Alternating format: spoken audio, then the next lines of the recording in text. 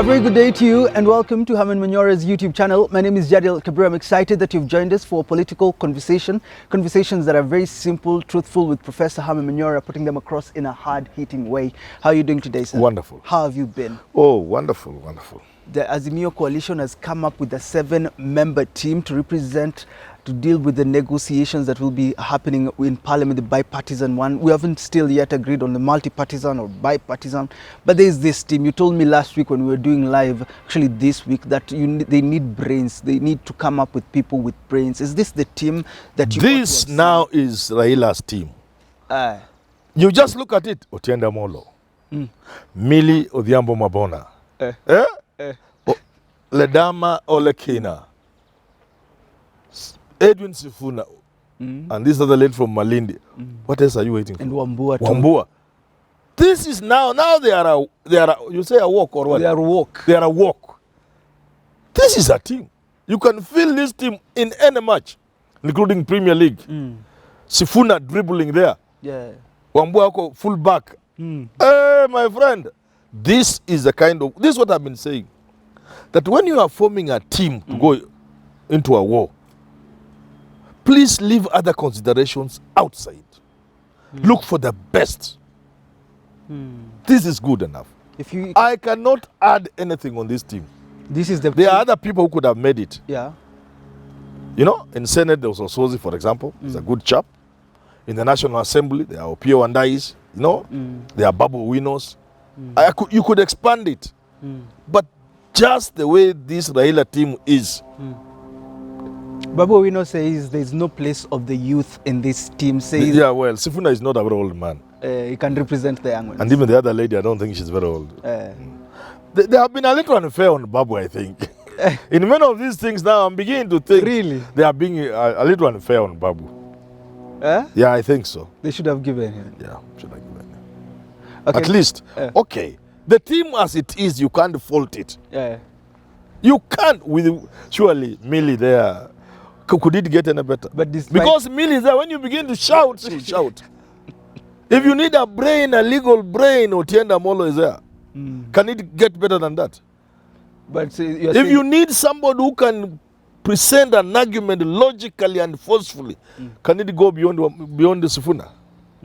This for Raila now. This is Raila of 2008. In constituting the Serena team, Raila put serious consideration in the whole thing. Say all that the team is compact. It's okay. Kalonzo wants them of betrayal. If they try, they will push, take them. Who can you? I'm not vouching for all of them, but I can tell you about 70% of those people. Even if you give them $1 billion, can you give Millie Mabona $1 billion? Can she take $2 billion? She can't take. If you give Otienda Molo, tell him I'm giving you 300 million to betray this, he can't. So you can't say 100%, but over 70% is impeccable, impenetrable. You can't bribe this team. And Raila is right to put that team now there. This is I don't want to say for the first time. Raila has not been working like this, and I've made a lot of noise about it. Look at the shenanigans that was BBI. Look at the commissions, the people he put in those commissions. Jokers. This time he's got it right. Yeah, even the coalition government. There are so many jokers he put inside. Now there is also this talk. And look, even nominations. Raila has always been nominating jokers who betray him at the slightest opportunity. You need a team hii ya kina Sifuna. Ebu mtu aende pale na bilioni moja aone kama ataweza. Pelekea Sifuna bilioni moja hawezi chukua. He'll tell you go away. I'm a young man, I have a future. Yes. Let's talk about the president yesterday. I hope the Kina Ishungwas now there, because the beauty is, you know why I get annoyed? People are there. It's not like they are not there. How hard was it to find this team of Raila now? And it's tick, all boxes are ticked. Even in the secretariat. We also hope the other side will not bring jokers. You know, if you get jokers and you are serious, they will just heckle you and the day goes. Every session you meet, just heckling. So they must also bring serious people, so that the team will be made up of serious people, men and women on both sides. Okay. Yeah. If they want forceful people, Ishungwa is there, he can match Sifuna. Okay. Yeah, bring Ishungwa. Is there? So even advising the other... Yeah, they are, because the people are there on the other side. They're also there. Don't bring jokers. But you know, it can be also tactful to bring jokers. So that you don't... You just derail these people. Because AFC cannot play Manu. Wanakuwa gonga tu miguu ya Manu. Manu atasema let's go home. Oh. Yeah. So it's a game the team of is jacks. okay. The team knows the team is okay. The president... If there's a backup team outside, it must also equally be good. The president says now we are not going to have this multi-partisan kind of conversation. Take it or leave it. I've opened room for bipartisan. Take it or leave it. This is comes from the president. Is this just the normal way of going through negotiations? You decide not to listen, or is this serious this time around? You know, it may be the usual way of doing things, but the president may also not be serious. Because listening to him, and I'm going to do a video on that, listening to him, I was a little worried. You're worried? Speaking from Nyandarua, ule mjamaa wa kitandawili, huyo jamaa nini, nilimunyorosa asubuhi, sufuria kwa kichwa. Warudishia wa mama. I listened and I say, first of all, can that be a president of a country? My answer is no. Those who listen should tell him no. Number two, does he seem to be aware of the times in which we live? Again, my answer is the president doesn't seem to be aware. Hardly surprising, because many of our leaders are not aware of what's going on around them, from both sides. So I just hope that the leaders, both Raila and Ruto, appreciate the moments we are in.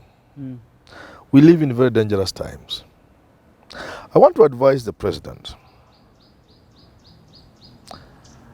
that if this thing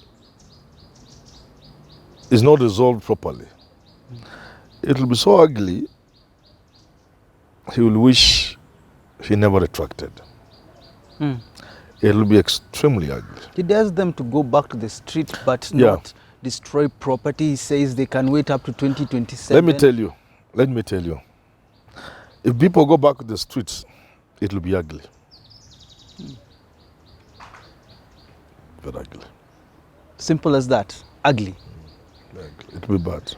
Deputy President Rigathi Gachagua yesterday also said that it is Raila that reached out to the president. They had reached a dead end. They did not know where to go next with the demonstrations. He says that he's the deputy president. From your side, do you think it had gotten to that point in Azimio side where it was getting kind of risky and more or less dead end for Azimio leader Raila Odinga? I can tell you for sure, both sides must have been looking for an exit. Both sides. Raila must have been looking for an exit. Ruto must have been looking for an exit. Both Raila and Ruto must have been looking for an exit. Raila too, why would he look for an exit if he's almost about to get the This thing was getting ugly. This thing was getting ugly. If Monday had happened, wacha watu wanajipiga kifua tu. If Monday had happened, Mega Monday. And I'm telling you, if the president thinks this is an easy thing, the way Gachagua think, they will be sitting in some corner and wishing they had listened to me. It will get ugly, I'm telling you. Don't you think the president... I don't want to say more than that. Please allow me to say only one thing. If people go back, if this thing is not resolved, it will get ugly. And I'm not saying it will be tomorrow. I'm not saying it will be this year. I'm not even saying it will be 5 years from now. But I'm just saying it will be ugly. Ugly is the word you've decided to use. I hope those who have the training and the intelligence within the intel community and the police and within the ranks of government know what I'm talking about. Don't you think the president is comfortable as the president now, and that's why he speaks the way he is? Comfortable how? Nothing can happen. Comfortable how? And we saw recently, the police were unable to manage the people. The government was unable to quell the demonstrations. And you know me, I walk around and listen to people. Simi napita mahali petrol station, nakuta tumafuta kidogo. On that Saturday, the Saturday before the Good Sunday, when they agreed to talk, I was naweka tumafuta 1,000 hapa Lavington. And the boys there were telling me, this time we are going to the streets. We shall go to town. That CBD boys were going to go inside. Let them hear. They don't have the power to stop people, my friend. They let them tell them. It's a waste of time. Yeah. The people have even studied the police and the formation and everything. Let me not go more than that. Let me not say more. Oh, I know you're trying to, because this is also YouTube. Yes. But let me ask you this. Why do you think the president's tone too has changed when it comes to the talks and the conversation with Raila Odinga? On Sunday, it was so welcoming. It was so good. And this time round, he's in control now, speaking like someone who doesn't even care about what Azimio is demanding. There are many reasons why the president could be talking the way he's talking. One, briefing from the intelligence, the police and everybody, they could be telling him you're on top of things. Don't worry. We have looked at the situation, you're on top of things. And therefore he can be confident and buoyed by that. Secondly, he could be confident in a misplaced way.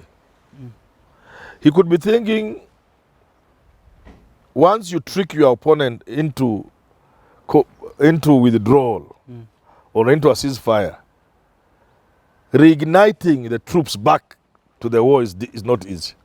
So he may be thinking, now that Raila has called off the troops, the demos, it will be difficult for him to. Couldn't that be true? Isn't That's that what I'm saying is a possibility. Yeah. You could think that way, and you could be right, or you could be misguided. It's a gamble. Okay? But you can also be doing that out of cheap bravado. Because he said they're not. Or you could simply, maybe you're overwhelmed by the hardliners. That's why even in war, even in many other situations, Kibaki, Raila, you withdraw from these people and make a decision. So he could have made this decision without informing the hardliners. But the moment the decision was made, and they didn't go into the next phase, which is action, so that you make it difficult to go back, they allowed that period. Nothing has happened from that Sunday. The hardliners could have come on board and began influencing him. So he talks the way he's talking because maybe, like I've said, he's confident, maybe Dutch carrot, maybe he's being overwhelmed by hardliners. Maybe he thinks Raila may not be. Maybe Raila has promised him he will not do it. You can never know. Maybe they have a deal we don't know. Yeah. So it's just games out. You cannot know. But as an observer of the Kenyan political scene, I can only tell the president and Raila Odinga one thing. Once this thing gets out of control, out of their hands, they will be watching like the rest of us. Yes. Not knowing what is leading what and who is controlling what. And that's where we are headed. I want to talk to me about reason number 2 for Ruto changing tune or tone, for that matter. You said that he might think that Raila will fail to ignite his crowds. We're not sure about that. But what do you think about the general mood of the people after this kind of conversation of talks now? Will Raila be able to reignite them moving forward if they don't reach an agreement? First of all, the people are not happy that Raila called off the... People who are happy were Manyora and the rest. Because I'd been praying for the last 2 weeks. But people are not happy that these things were put off. And we discussed it. Some of them were even just doing it for fun now. It had become a preoccupation for jobless people. Now you deny them the fun. Something to do. They were looking forward to it. But some who are dying since the loss of the election found hope in the new demonstrations that something good will come out of it. So while it is very true that people may not very easily be mopped and whipped into action again, the truth is the reasons for which people were demonstrating are as valid now, if not more, as they were. And that's why I've been saying this. The danger is not in Raila leading the troops. If that's what Ruto fears, that's not the danger. The danger in the people realizing that Raila will not deliver them. And that politicians, now it will be Raila and the Ruto and the rest, think the people can be taken for granted.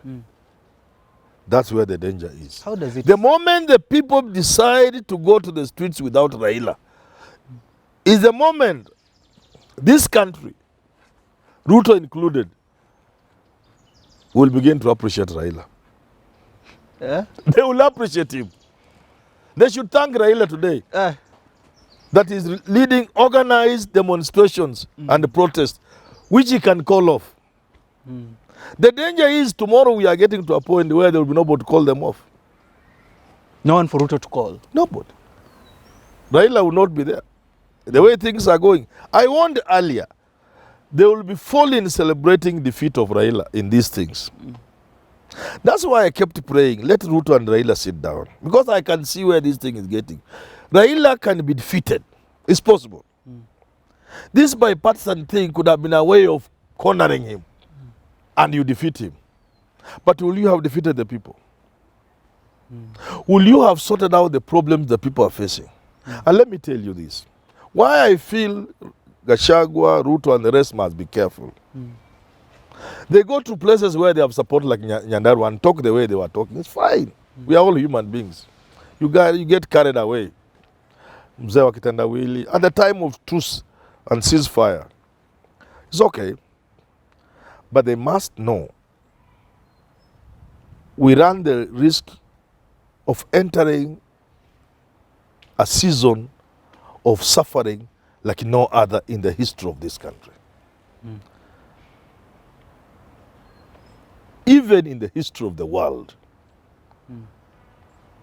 There have been moments when the world has gone down. The Great Depression, for example. The meltdown in America in around 2007, 2008. There are moments like those when a country is going down and even the world economically. I fear that's where we are headed. Unless something dramatic happens. Something dramatic. I can see the food supply chain in the world getting so distorted and disrupted that even getting food is going to be a problem. Leave alone the price. Just getting the food. Looking at the weather conditions in this country, I'm not so certain the weather looks like we can have a very good harvest. Perhaps. We pray.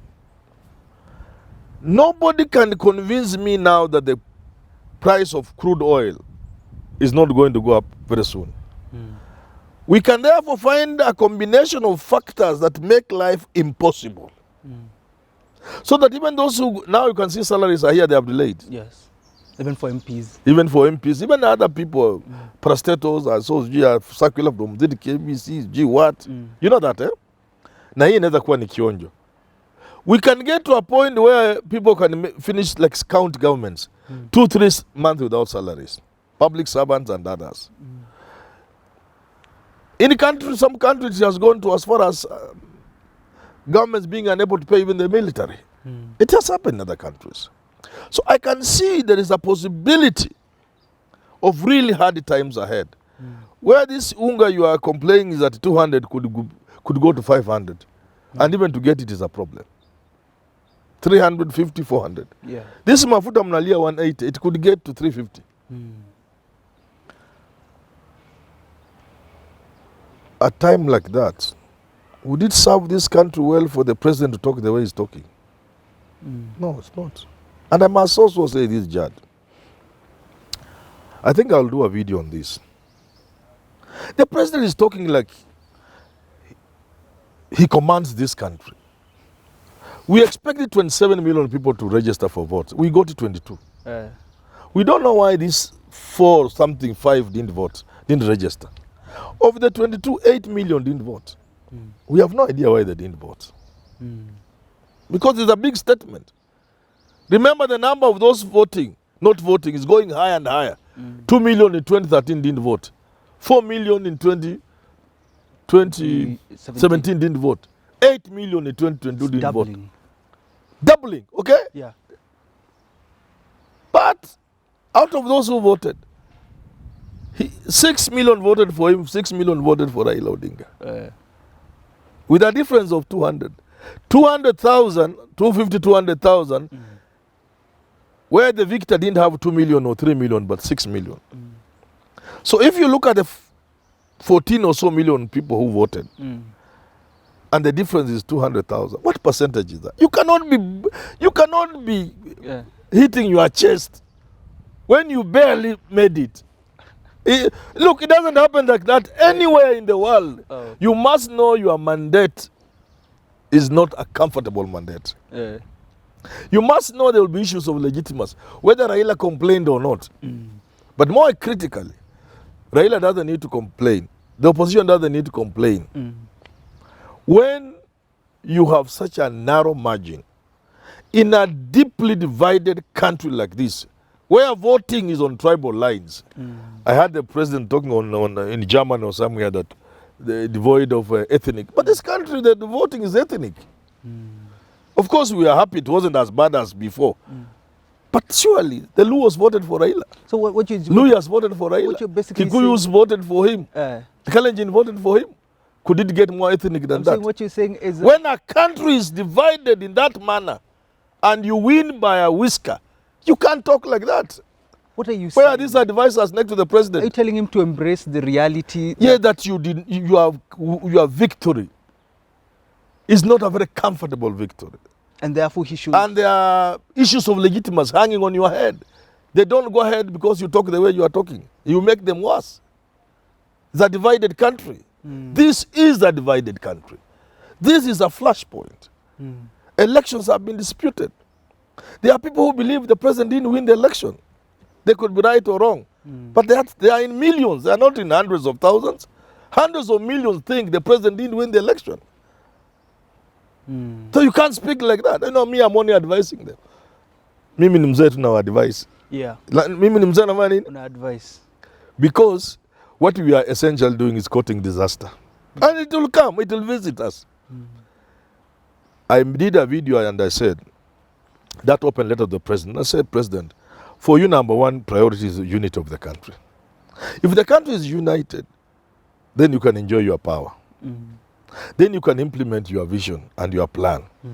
If the country is united and there is peace. So for the president, unity is number one. You cannot talk of unity when you are talking of mzee wa kitandawili. Niliwanyorosha. Asubuhi. That cannot be coming from the president. We gotta wind up because we can talk. No, we cannot wind up before I advise my president. Please, this is a divided country. This country is a one flashpoint. We are not normally divided as people. But with the way we conduct our elections, they leave us divided. They leave half of the country hurting, wounded. Please don't step on wounds, Mr. President. Don't. Just mind your language. There used to be a language. There used to be a show on TV. Kitambo KBC, we okay. Mind your language, an Indian man. I'm asking the president, mind your language. At the end of the day, being president means you are the symbol of national unity. We want to look at you and get proud we are Kenyans. But when we see you are referring to your competitor, and the competitor you are referring to is a man who controls more than half of this country, or let's say half of it. He's a man who can bring your capital city to a standstill. You don't refer to him like that. Call him my brother the way you had done on Sunday. My brother, my friend. You know, he doesn't need to be your friend. He doesn't need to be your brother. But for us, we want to hear our president operating with decorum, respecting fellow leaders. Okay? Talking tough against what the opposition is doing, but respecting the opposition leader. Because the opposition leader is supported by millions of Kenyans. You hurt those millions when you talk about Raila in that manner. We also advise Raila, even you, talk about Rigathi Gachagua. Don't get that other name. You know. Again, coming from Raila, it doesn't sound well. No. Viongozi wetu wawe na decorum. We look up to them for inspiration. For the peace and stability of this country. Thank you so much for tuning in to our political conversation. This conversation comes to you on Easter. I'd forgotten to mention happy Easter to everyone. Until we do talk again, have yourself a lovely rest of your day.